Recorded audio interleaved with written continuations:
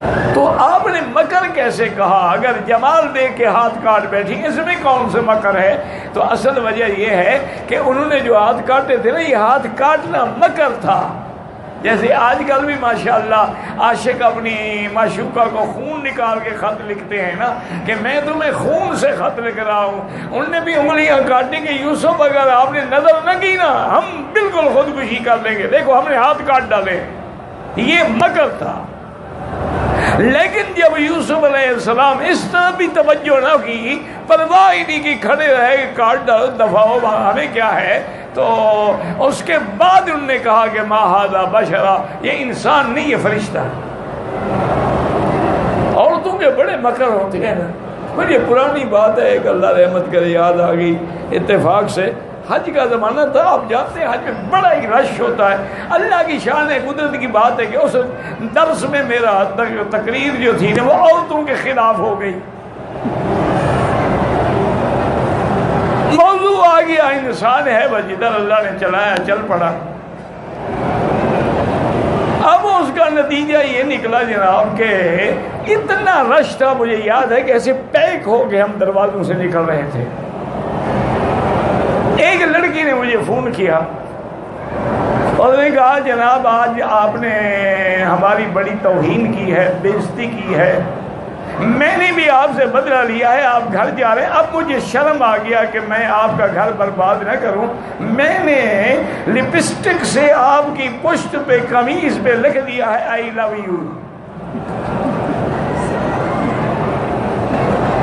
اب گھر نہ جانا، پہلے اس کو دھو ڈالو ورنہ تمہارا تو گھر خراب ہو گیا۔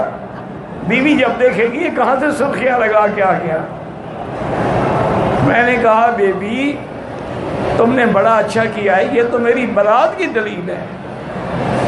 اور میں نے کہا کیا کیسے؟ میں نے کہا یوسف کا دامن کے بارے میں کیا بات ہوئی تھی کہ اگر ان کا نہ قمیص ہو قد من دبر، اگر قمیص پیچھے سے پھٹا ہے پھر یوسف پاک ہے، تم نے سرخی پیچھے سے لگائی ہے، میری پاکی کی علامت ہے، اگر ہمت تھی سامنے آ کے لگا دی چلو میں بھی کوئی فائدہ اٹھاتا۔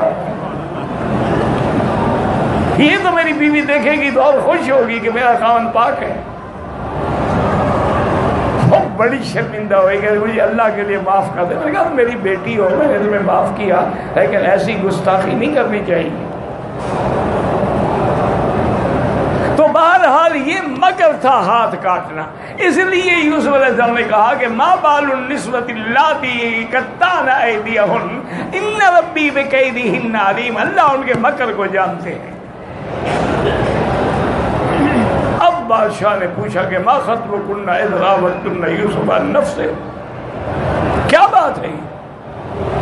تو بادشاہ کی بیوی کھڑی تھی نا، قالت امرأۃ العزیز الآن حصحص الحق انا راودتہ عن نفسہ، اور نے کہا وزیر مصر سچی بات یہ ہے کہ میں نے اس کو برگلایا تھا، میں نے دروازے بند کیے تھے، میں نے ڈورے ڈالے تھے، لیکن یوسف پاک تھا وہ بچ گیا۔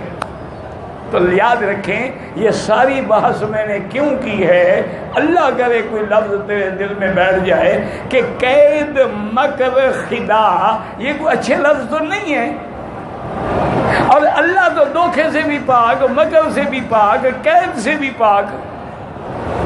یخادعون اللہ وہو خادعہم،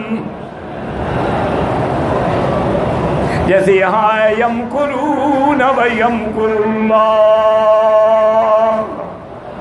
یاد رکھو کہ اگر ایسے ہم نہیں کہیں گے نعوذ باللہ کہ اللہ مکار ہے یا مکر کرتا ہے، لیکن مکر کے مقابلے پہ مکر ہو جو ان کے مکر کو توڑ ڈالے تو یہ صفت شان ہے، صفت نقصان نہیں ہوتی ہے۔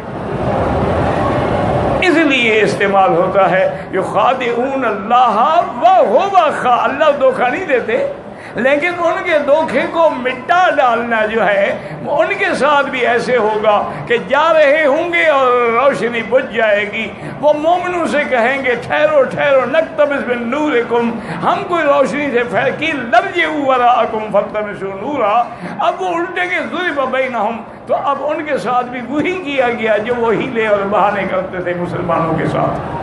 اس لیے ورنہ اس لفظ کا اطلاق اللہ پہ اس لیے ہوتا ہے کہ اس کی توڑ کے لیے استعمال ہو رہا ہے، اکیلے استعمال نہیں ہوگا۔ اکیلے استعمال کرنا جو ہے وہ ناجائز ہے، واللہ اعلم۔